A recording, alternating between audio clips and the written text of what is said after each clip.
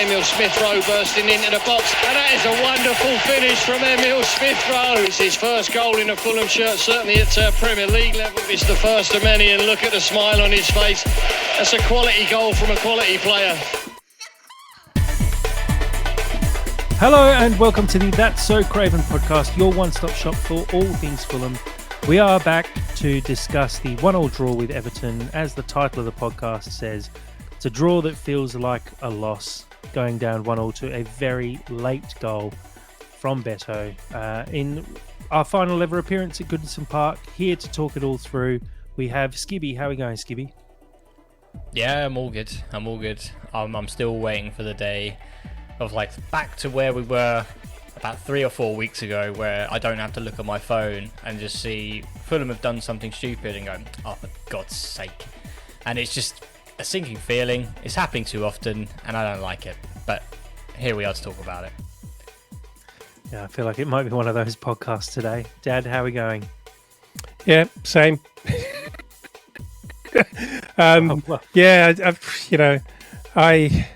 It feels like the real expectation setting needs to be inward at the moment. Unfortunately, it's like maybe my hopes are just too high for anything too much better. Also, can we do a whip around for some PR for someone to convince the Saudis or anyone that Sean Dyche is a great manager and just get all these guys out of the Premier League? I hate their football. Yeah, cool. I don't think he's quite the Saudi style, the exciting football. Could you imagine that? Imagine him handling Neymar, Ronaldo, and players like that. I did say it would be a PR win of epic special PR. Yeah, look, it's it's always tough to enjoy when you got Branthwaite and Keane up front at the very end of a game, isn't it? But look, I saw a very interesting tweet, and I think it was Cottage Tactico who shared it on Twitter just before we came on, where Fulham, if you look at expected points this season so far, Fulham are actually second in the table, which is kind of insane. And the fact that we are currently sitting in 10th, mainly down to the fact that we just are unable to close out games at the moment. You look at this game conceding in the 5th minute of injury time. You look at the Man United game conceding late on, the West Ham game conceding in injury time. It's happening all too often at the moment, and we're dropping points because of it.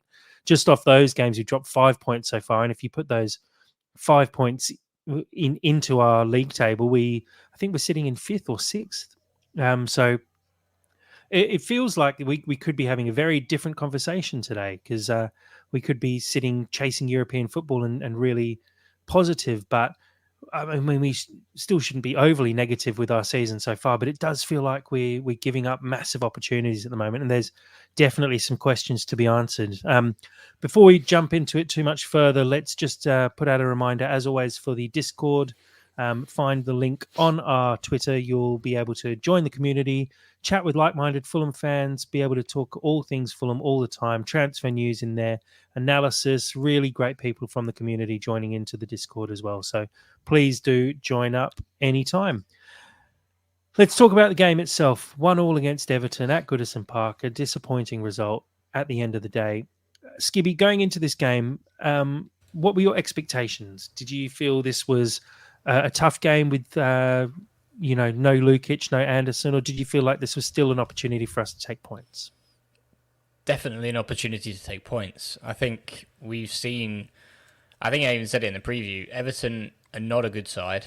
They're where they are in the league due to their performances alone. I don't think they have that kind of star quality to really make something happen. I think the last person who was at Everton who had that was Onana, but he went to Villa and is doing well there. But I think for me, without Anderson and without Lukic, I thought we are still in a position where we can still take the game to them, play how we want to play. I think, there was calls whether we stick with the same midfield because they've got a point to prove, or whether we bring Kearney in or Reed, and can Diop do it? And I think for me, it was more, yes, Diop isn't the ball playing defender, but he can still maintain and do a good job against an Everton side who really kind of lack that creativity.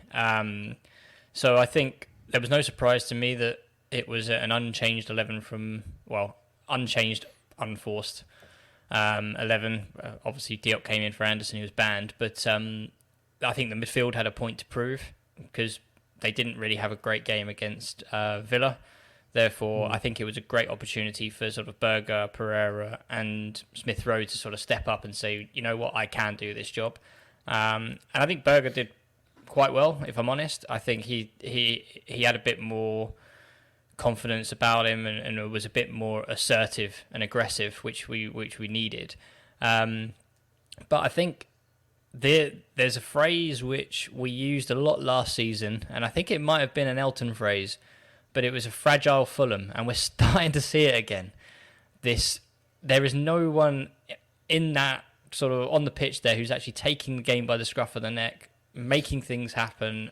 And I think the only time we actually saw that, and I know I'm jumping around a little bit, but was for the goal. And ESR got a hold of the ball, took it to the house, and we scored from it. But apart from that, there was no one really taking the game by the scruff of the neck, and it feels like Jimenez is trying to do it all on his own up front.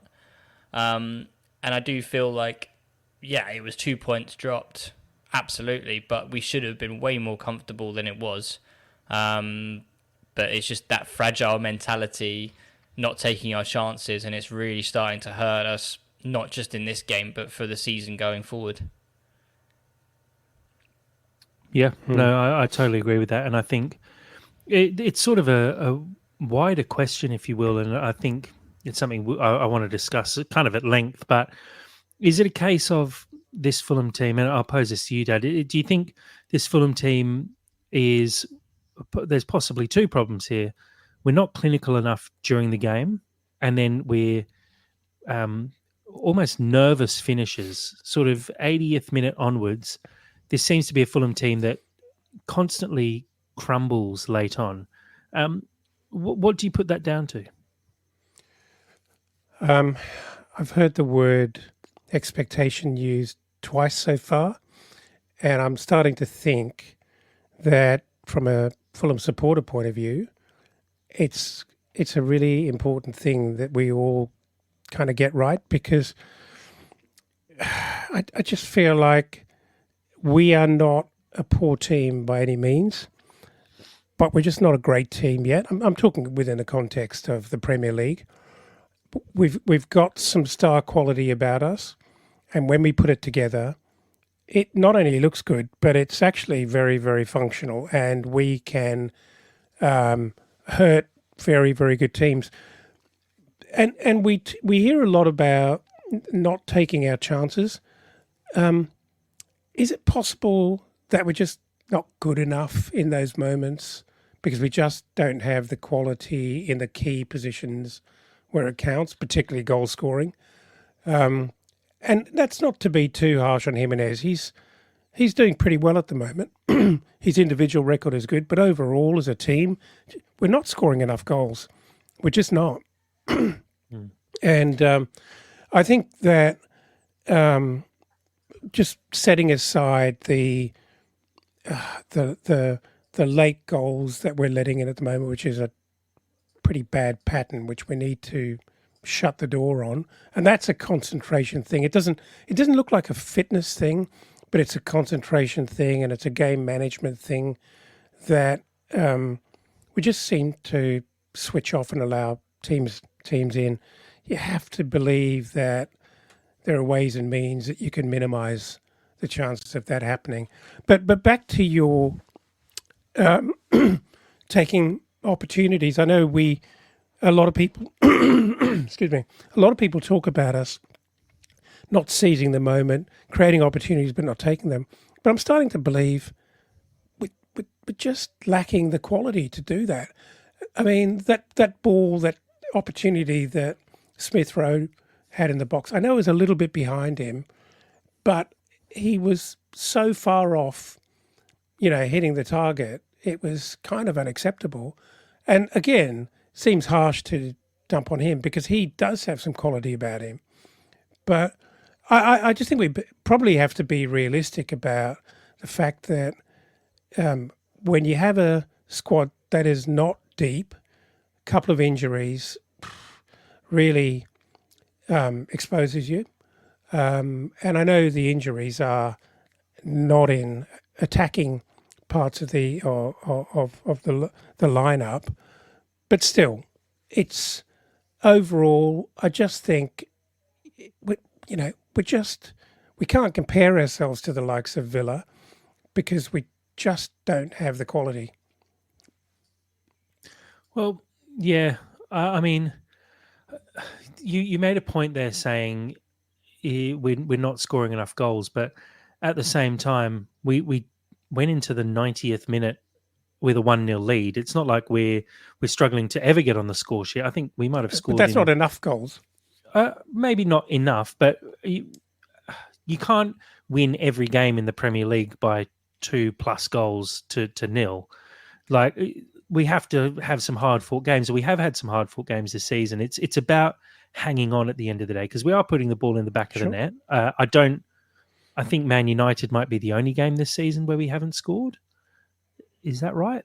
But either way, if you're going into the 90th minute with a lead, you need to be closing these games out. And for me, it's I don't know if it's a defensive issue. Is it a mentality issue? Possibly, because we can't seem to close out games that we really should be closing out, and it's all just due to little lapses in concentration.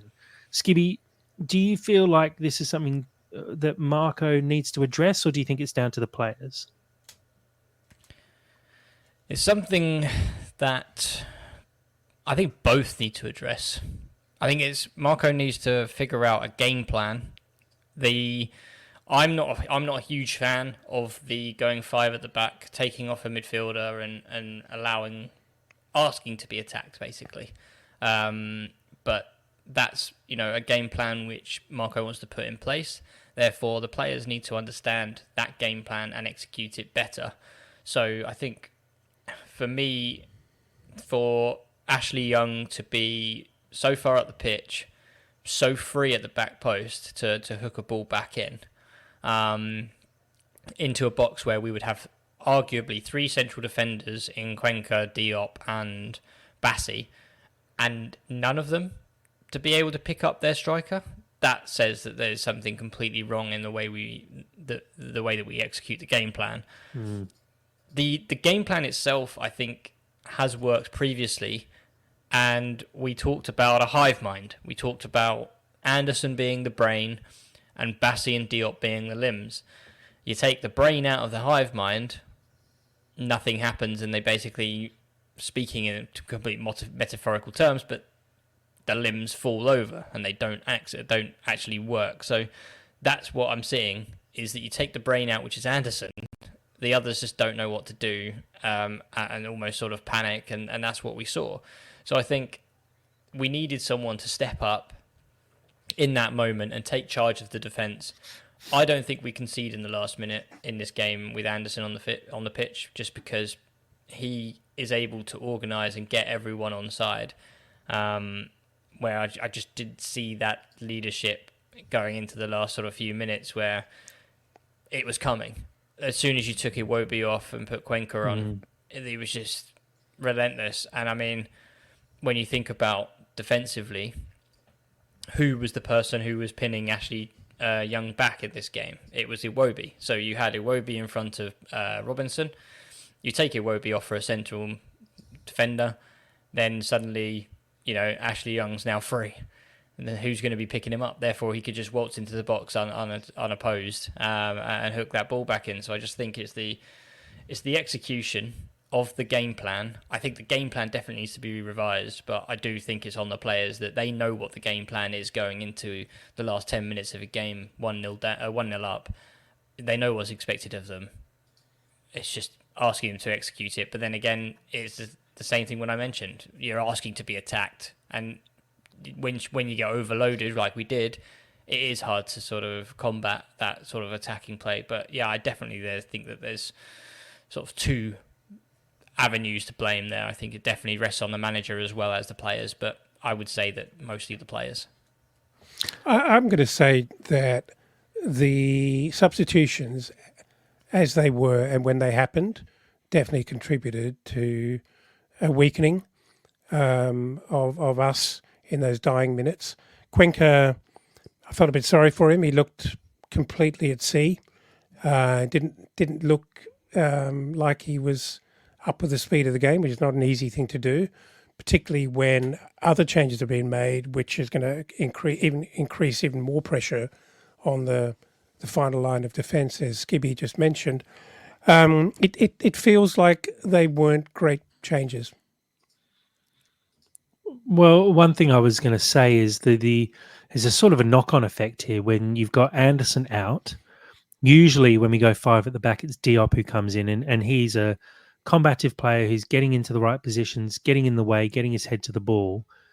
This time around, we had Cuenca come on, who I'd say is probably a more composed ball-playing centre-back, and maybe isn't of the same, well, doesn't have the same thought process and positional senses that Diop seems to have. Because whenever Diop comes off the bench to play in that 5 at the back, he seems to always be in the right place at the right time.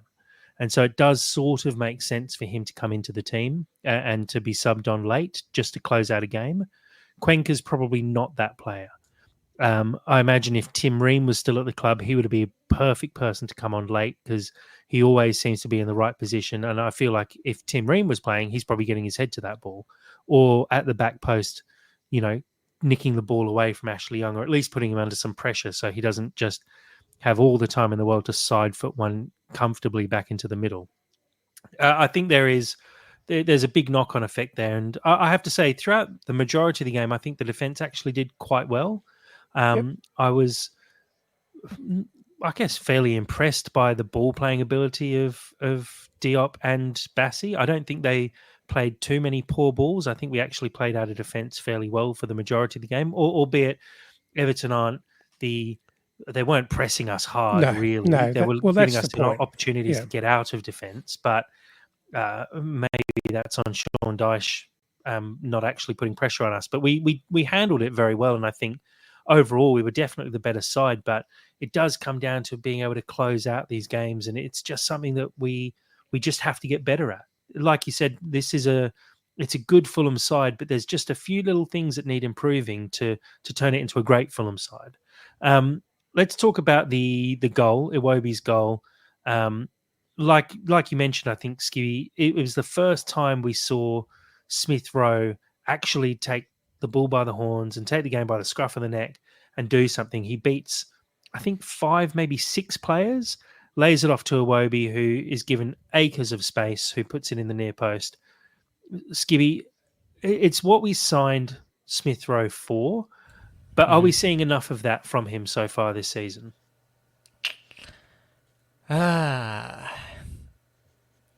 It's almost like you're setting me up here for hating. I am setting you up. Would you like me to help you? Clip it as well. The answer is no.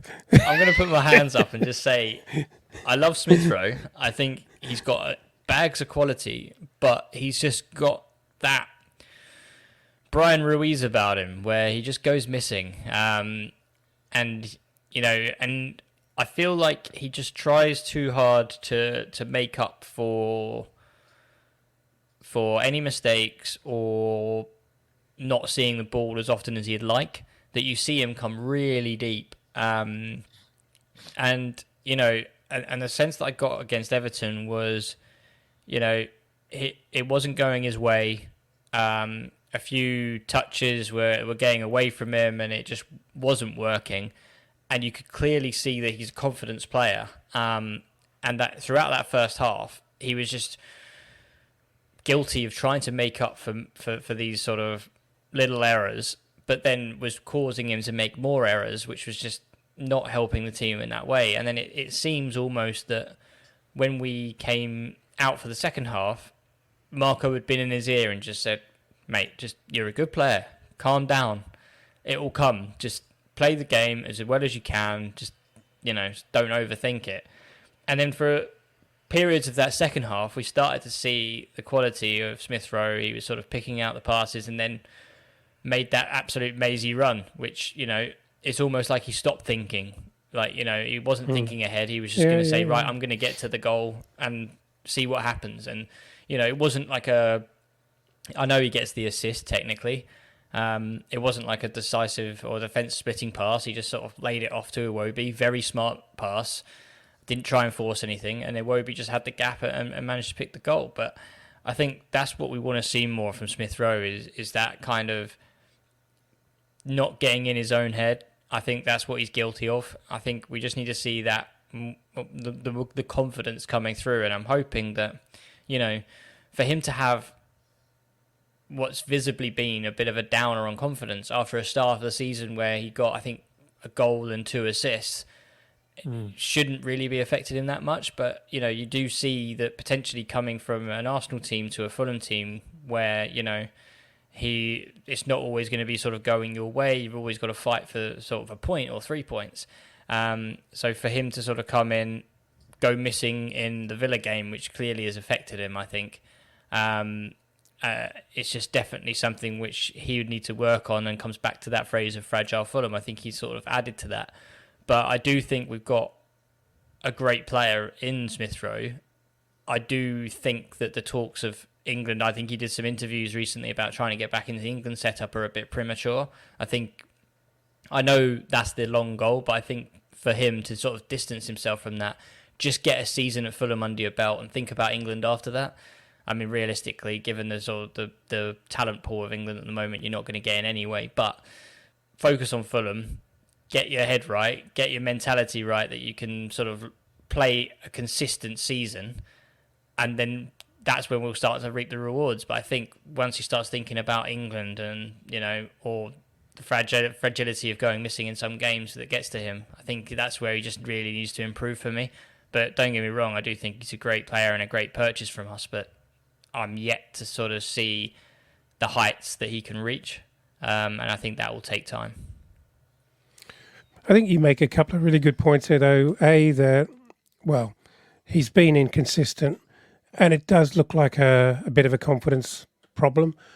But given his natural ability and the smarts of Marco Silva, you sort of feel like Marco's absolutely got to get alongside him, arm around the shoulder, and cut him some slack and license here to just try and be that player. And, we need to see 4 or 5 attempts at that kind of play every half, quite frankly, for me. With the loss of Willian, with Harry Wilson not being able to deliver what we need him to deliver. I mean, these are both skillful players who can cut inside and run at defenders, but we don't have that. You've got Nelson. Look at how dangerous he is and how changed we look when he comes on and does that. He's got to be given the license to do that, even at the risk of losing possession if it doesn't come off. He's got to be given the license and the confidence that if it doesn't work, if you get into the 18-yard box, you never know what's going to happen, particularly if you've got some support. And there's just not enough of that. We tried to sort of, the predictable crosses. We burst down the wings with the predictable cutbacks or crosses, and it's way too predictable at this level. And if you've got a player like Smith Rowe, we've got to use him and really utilise what he could bring to us. And I think the other part to that is what he brings to the rest of the side as well. When you look at the fact that we're not expecting him to score all our goals this season, but he makes that one run, takes the game on, and that actually leads to us scoring a goal. And it's not him scoring the goal, it's him setting someone up. And I think Iwobi actually gets that opportunity because Smith Rowe continues his run and the defenders are split and they have to, they sort of open that gap up for Iwobi because they're worried about Smith Rowe's run, because all of a sudden they go, geez, this guy's just beat 5 players. We can't leave him alone. And so that's what he brings to the side, more so than just the individual skill that we see occasionally. It's what he brings overall to the way the opposition have to actually adjust their gameplay to us. Another thing that I wanted to talk about, though, which you did sort of briefly bring up, is Reece Nelson, who again came off the bench and looked really, really exciting. With Adama maybe not showing some of the form that we've seen I guess, before the most recent international break in the last couple of games. Do we think it's getting closer to the time for Reece Nelson to finally get a start? Well, I don't know that that's a one-for-one swap. I mean, it's more about where do you play Iwobi if Reece Nelson is to start. I think Adama's shown enough this year so far to warrant us continuing to actually invest in him. You know, I would have thought I'd like to see us, you know, if we go defensive in that last 10 minutes, for example, how about a couple of big balls over the top and just throw some chaos in there and let Adama run? Because he's, you know, he seems to be fit enough to last 90 minutes and continue to sort of provide those bursts of energy. So it's not like he's cooked after 70 minutes. It has to be subbed. But I do think that Reece Nelson can't be denied any further. He's showing it every time he comes on. He has not disappointed any time he's come on, and I think I'd like to see that from the start. Well, I don't think it's down to Reece Nelson has to play on the left. He's been very effective from the left so far. I'd more be looking at, and again, it doesn't mean that someone gets dropped permanently from the side either. I think there's the option for some decent rotation now where you've got the ability to bring someone like Adama off the bench and give Reece Nelson a start. And maybe because Adama's sort of found his feet a little bit more, he'll be even more impactful late in the game to come off the bench and play the last 20, 30 minutes of a game. Additionally, Iwobi's been in really good form, but he can sort of go in and out of a game. He's the kind of person who I wouldn't mind seeing on the bench because I think he offers a few options. He can play out wide on both sides. He could play up front if you wanted to. He could play in the 8, in the 10. He's a very flexible player and a flexible option to have off the bench. Skibby, your thoughts on Reece Nelson? Is it time? I think so. I think given what we forget is that he's actually one of the top earners at the club. I think we're actually covering 100% of his wages, which I think is roughly about 100k a week. So, I mean, for that kind of caliber and that kind of expensive player to be sitting on the bench seems quite ludicrous. But I think in terms of performances, I might be a little bit harsh in saying this, but I think that Adama for me is probably more impactful off the bench.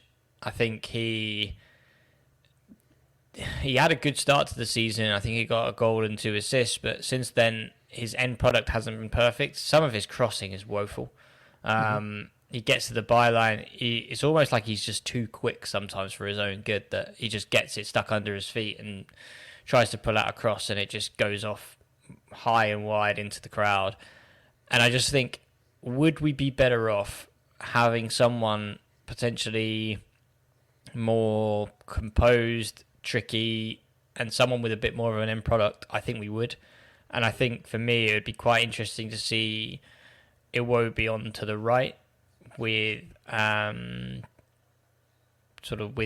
Reece Nelson coming onto the left. And I think with Iwobi coming in, you do potentially lose that kind of pace and that drive on the right-hand side. But what we've seen, and I even saw it against Everton, was, you know, Tete, once he gets the ball at his feet, he's actually quite a mean dribbler. He can take people on, get into spaces. He had a chance, it went high and wide, but, you know, he does allow us to bring that chaos, which, you know, Adama does bring. Obviously, it's not at the same level, but I don't think we'd be too sort of impacted by taking Adama out. But so I think if I wanted to see Reece Nelson come in, which I do, I think it would probably be for Adama just by the recent performances. I think Iwobi gives us a lot more balance.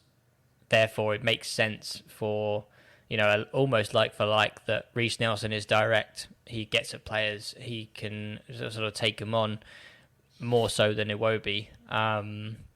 So I think that for me, I'd like to see it, but personally, I don't see it happening just yet. I think it would probably take about 3 more games if we're not getting any end product from the wingers. Then he start to come in. But he's definitely banging on the door. He's definitely putting in performances off the bench, which I mean, Marco will be pleased with. Yeah, it'd be good to start seeing him in the starting lineup. Definitely. I think you make a good point though. But I think that Dharma last season didn't get a lot of minutes. I think he suffered from lack of confidence. That can't be true now. I think he has performed pretty well, end product notwithstanding, but he has performed pretty well. And I think he knows that he actually has a role and he has some value. And so therefore, putting him on the bench, I don't think dents his confidence. I think you could make a story and create a narrative of how he could be more impactful and actually not lose him. So that's probably a good call. It's probably a fair call that you could swap him out. I think additionally you could make the argument that Reece Nelson has actually been very impactful off the bench, and him coming on seems to light up a game late on. So maybe Marco's looking at that and going, actually, I'm really happy with what I'm getting off the bench from him. He's probably very happy as well with what Adama offers in terms of tracking back. And I think Iwobi tracks back as well really well. And so maybe it's more about the balance of the overall team and how he wants to play for the first 70 minutes. But that also leads me into another topic, I guess, which you've kind of touched on already, but Marco's substitutions. How are we feeling about those so far this season? Because it's across the last couple of years, it's always been a massive talking point. Does Marco make the subs at the right time, and does he make the right subs? On the weekend, how did we feel about the changes that were made? Well, I commented that I thought they were unhelpful. I'm not sure I was almost going to say loss, but we didn't lose. But I know it feels like a loss.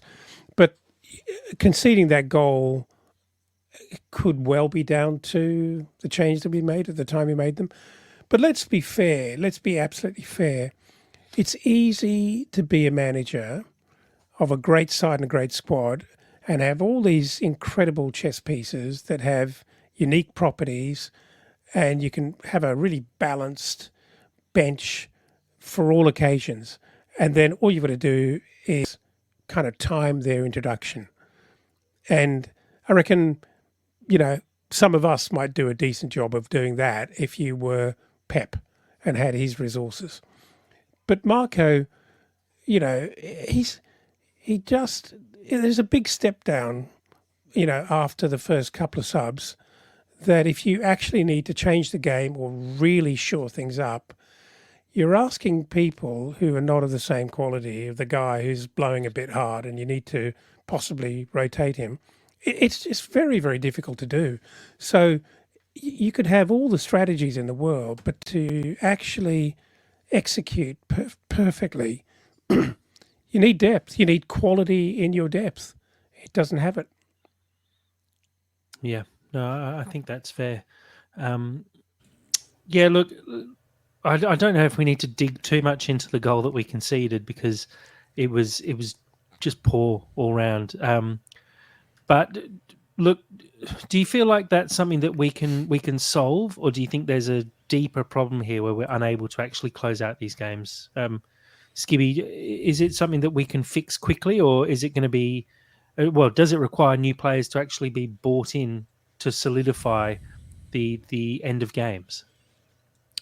I think it's just, I don't think players are the problem. I think we've got the quality to be able to see out a game.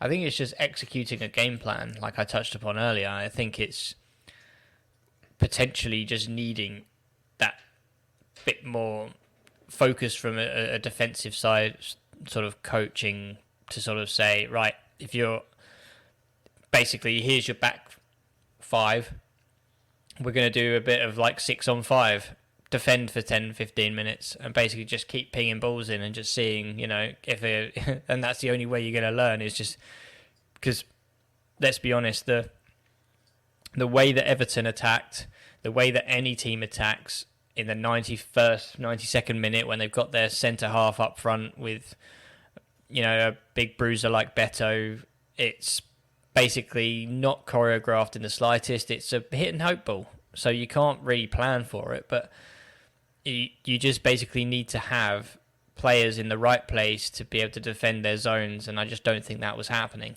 And I just don't think that does happen, especially that bloody West Ham goal that always haunts my dreams. Because I even said to myself, luckily I didn't say it out loud, but when Danny Ings came on, I said, well, that's what you want when you're chasing a game. Danny Ings coming on, and then bugger me, turns up and scores. But it's just the ball drops at the right time to the right player who knows where the back of the net is. Like Beto, for me, is one of those players. Danny Ings, one of those players. And I think if you have a good structurally sound defence, then you're able to clear it, you're able to get it out. But in this instance, we had 3 defenders. Apparently none of them picked up the main striker. Granted, there were some other bodies in there which potentially needed a bit more attention, given I think Michael Keane was up there, and he's a bit. I think we even touched upon in the preview, which was his got a shot to goal conversion rate is higher than Haaland's, which is ridiculous. But so maybe he was a threat. But I do feel like it is something that can be coached into these 2 players. They are Premier League players. They're not lower end of the table Premier League players. I do firmly believe they are mid-table to higher mid-table and should be able to see out a result against an Everton side such as this. But it's just going to be that mentality, and you just need that person to take control, which I didn't see. Anderson, for me, if he's in that situation as the 5, he organises them and tells them where to be. You'd like to think that Leno would have a bit of a say, but the ball's pinging around so quickly that there needs to be someone on that back line to take control, which I just don't think exists without Anderson being in the side. Yeah, I don't think you can underestimate the effect of Anderson being missing. I know one man is not a player, a team, but he's pretty important in terms of his organisation, and I think I'm the last man who's going to call for shithousery and overt game management, because I don't enjoy it, and I don't want to see us running the ball into the corner flag from the 85th minute on. But like you say, if your centre halves hanging around in the box, everyone in the stadium knows what's going on, and you've got to be onto that. And act accordingly. And if that means you hoof it down the ground into no man's land with not even a Dharma down there, fine, be doing that. But it seems like we from time to time lack kind of the smarts, just the savviness to sort of slow the game down, control the game. This is Everton. It's bloody Everton. They're not Real Madrid. And just because you've got a bunch of big guys, crowding the box and trying to get on the end of one, it doesn't. We should be able to be better than that. Yeah, look, I'd agree with that. And look, I'll pull out a question that we received on the Discord today. Your Marco Silva, you've just been told you can buy one player for 25 million in January. Which position or who are you looking to buy? Skibby, I'll go to you first. Unless Dad's got one already, because Skibby looks like he's thinking. Dad, I'll throw to you first then. Give us a position at least, or a player.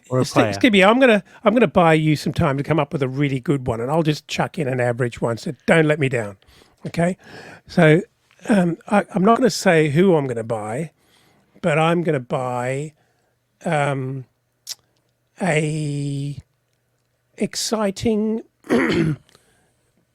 probably not Premier League proven, but an exciting, high quality, non-Premier League number 8. Yeah, okay. So someone to replace Andreas Pereira effectively. Yep. Release Andreas Pereira from the hell he puts us through, together with his mate Marco every week. And just acknowledge the fact that it isn't working, and do a proper job in the 8.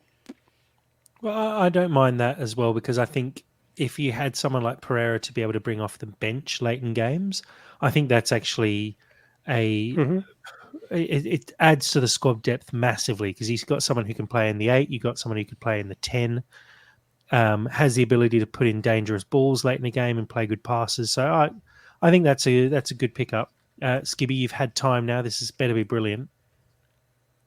I was gonna say it's gonna be a cop out, but a bit more of a detailed cop out. I think after the last game for Everton, I remember watching Yuri Tielemans and thinking, this is what we need. We need someone who is basically Pereira, but just takes us to the next level. And Yuri Tielemans is one of those players who is just absolutely mustard because he's just everywhere on the pitch. He'll pick out an absolute peach of a pass. However, I do feel like he's out of the 25 million price range because I think Villa paid about 40 million for him. Yeah. But I'm trying to think of a similar character, which it isn't coming to me, but that's who we definitely need, I think, is that Pereira 2.0 can basically dictate a game and just doesn't panic on the ball and looks after the ball, and it's just that intricate. I mean, if I'm honest, I would probably, for 20 million, I would probably take Ward-Prowse. Yeah. If that's an option, but it might be a bit on the cheap side. We may need TK to do a bit of his wheeler dealing to get him down to 20-25 mil, but I think his work rate off the ball, he's like a little bee, just in your face, just always around the ball. But obviously, it has those. If he could pick a ball up deep, can drop a ball in, I think he would be a very good fit for our sort of number 8 next to Berger/Lukic. So I'd probably say Ward-Prowse if he was available. I agree with both of you that I think the 8 is a position where we need to strengthen. But the person that I would pick, and I just had a quick check on Transfermarkt to see what his rough market value is, and it fits inside the 25 million. Dwight McNeil, who we saw on the weekend, who you scoff at me, but every time he picks up the ball, he runs, and it reminds me of Willian in a way. I just like the way he attacks when he's got the ball at his feet, and I see him playing in the similar way to Smith Rowe. I think he could play in the 10. He could probably manipulate him into the 8 as well, potentially.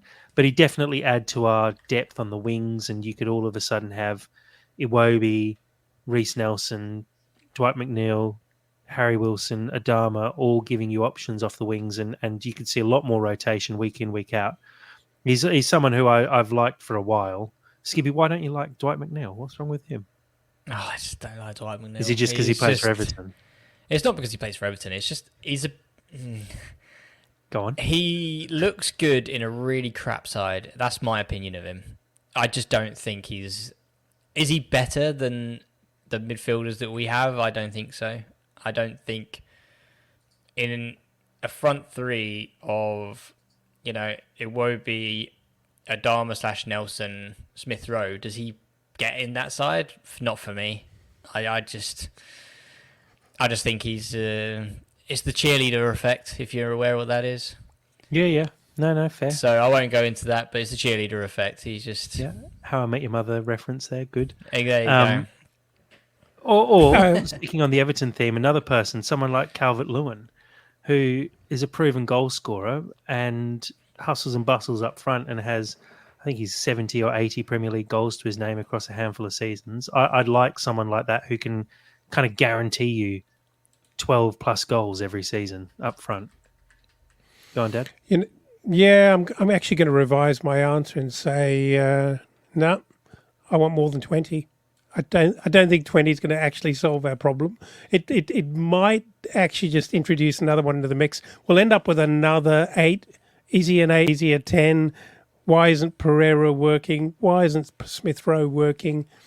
It just spend £40 million and buy a Yuri Tielemans or someone similar. Well, what I think is realistically going to happen, which there's, if you're part of the Fulham Discord, you'll see there's fairly regular links at the moment to players. And I think it looks like we're probably going to dip into South America. And I feel like we're going to be signing a player and not spending more than sort of 12 million maybe, but bringing in someone who's not got the Premier League experience, but in a similar sort of way to how we were looking at Andre, someone who has potential, might be a bit raw in a similar style to Muniz, but as has been shown, if we scout the right player and bring someone in the stead of Muniz, who might not be ready straight away, but has the potential to be like a John Duran or a Muniz or an Andre who can come in and actually make an impact straight away. I'd actually, if we're only going to spend 20 million, and I don't think, statistically clubs don't spend a huge amount of money in January, so realistically we're not going to be spending 40. I'd rather us take a bit of a chance on some South American uncut gems, if you will, and see if we can turn one of them into a diamond. But look, it's an interesting thing, and it's something I'm sure we're going to start thinking about soon as we move closer to November now. The transfer window is 8 weeks away effectively, so definitely a reason to join the Fulham Discord, because you'll see all the transfer news as it comes through live. Guys, let's have a very quick look at the stats from the game. Fulham 60% possession, 588 passes to Everton's 383 passes. 14 shots on goal for Fulham with just 3 on target. 10 shots from Everton with 5 on target for them. Only 2 corners for Fulham for the game, which seems very low. And both teams with 8 fouls. Again, it's a game that I think if you eyeball it first up, Fulham did dominate and we were the better side. But again, it's really what happens on the score sheet at the end of the game and not the statistics behind it. So a disappointing loss. Quick look at the table. Fulham still sitting 10th place. We didn't lose, by the way. I know. That's the terrible thing. It feels like a loss, even though it wasn't a loss, because we really should have won that game. But yeah, look, sitting in 10th in the table currently with 12 points. Still, again, only 1 point from 8th at the moment. A good win and a couple of good results in the bag see us move back into those European qualification spots. There's a bit of breathing room down the bottom, let's be honest. Palace, Ipswich, Wolves and Southampton really struggling this season in the bottom 4. Fulham have 12 points. Palace have just the 6 points so far this season in 17th. So we do have a bit of breathing room early doors, which is always good to see. A final note before we do wrap this one up as well. Well done to Fulham women's team who won 1-0 against Dorking Wanderers on Sunday. That keeps them unbeaten in the league so far this season. 6 games, 6 wins, a goal difference of 27. Still, unfortunately, sitting in 3rd place because Saltdean sitting on top of the table have 7 wins from 7 games. Fulham do play Saltdean at Craven Cottage in November, so please do get down to support the girls. It's going to be a massive game, and good to see Fulham actually putting them on Craven Cottage more often this season, and even better seeing them actually pick the big games where Fulham need to get wins and putting them at the Cottage, because it does make a huge difference when, if you look at the Motswell Park attendances of maybe scratching 100 each week, and you look at how many we managed to get down to the Cottage for those games where you've got over 1,000 people there, that has to make a huge difference and be intimidating for any opposition side. So well done for Fulham for actually actioning that and getting them on the Cottage. That guys, also reminds me of something. Go on, Skibby. Match worn shirt, our match worn partner, you can actually get your hands on a Fulham women's shirt, which is ultra rare because they don't even sell them, but correct, all in aid of a good cause. So if you want to fancy getting yourself an AEW Fulham shirt, like myself, you can buy a match issue from the shirt, I believe, against Dorking Wanderers. So yeah, bear that in mind. I'm keeping an eye out on a couple. 6 days remaining on those as well. It's matchwornshirt.com/FulhamW. You can find the shirts there. So I think the men's is also up, but that's boring, isn't it? It is, yeah. I mean, it's still for a great cause, but we want the AEW shirts, don't we? 100%. And look, there's how many shirts up there at the moment? 15 shirts 15. Available. So yeah. A good opportunity to get yourself a Fulham women's shirt. And like you said, not many, there are no Fulham shirts with AEW as a sponsor, so it's a good opportunity to get an impressive little piece to hang on your wall. I mean, it'd be We quite see a it rare behind you on shirt, the wouldn't wall. it, on its own? I think it'd be an incredibly rare shirt, match worn, and AEW as a sponsor as well. Love that. Yeah, good call, Skibby. Do check that out so you can get yourself a match worn Fulham women's shirt hanging on your wall behind you, Skibby. I need to improve the region behind me as well. So that's it. And I guess anyone on the Discord, any ideas of what you want to see behind me, I'll take requests. Dangerous. Ones. Yeah, you know that's not going to happen. Guys, thank you very much for talking this one through. It's not the most exciting one to talk about, unfortunately, but hopefully things turn around for us soon. And when we preview the game coming up later on this week, hopefully we'll be a little bit more positive, and maybe Fulham can get themselves back on track. The next game we have is on Tuesday night, so a bit of a break for the team. Monday night against Brentford at the Monday. Cottage. Yep, sorry, I'm looking at the wrong time zone there. Monday night at the Cottage against Brentford. A big game for Fulham. Brentford, who have had some good results in recent times, despite having to fight back and not scoring in the first minute for once. It's going to be a big game for Fulham, so fingers crossed we get a result there. But looking forward to talking that one through later this week. Skibby, thank you very much for joining us. No, thank you very much for having me, and hopefully, I'll tell you what. If it's like this against Brentford, I don't think I'll come on, to be honest. I won't hold you to that because we might need your help, but we'll see. Dad, thanks for joining. Yeah, thank you, and I hope you both benefited in a cheerleader effect, kind of away from my appearance here tonight. Tell me, did you just Google that? Because I know you haven't watched How I Met Your Mother. How do you know? Because I know. Well, you'll never know. It's the benefit of being your son is that I definitely know. You definitely Googled it, but you learned something, so I like it. I like the reference. That was good. Very good. Thank you very much. Thank you to everyone, as always, who continues to support and downloads the podcast. Thank you to all our Discord members as well. We really appreciate the community we're building there. And as always, come on, you Whites.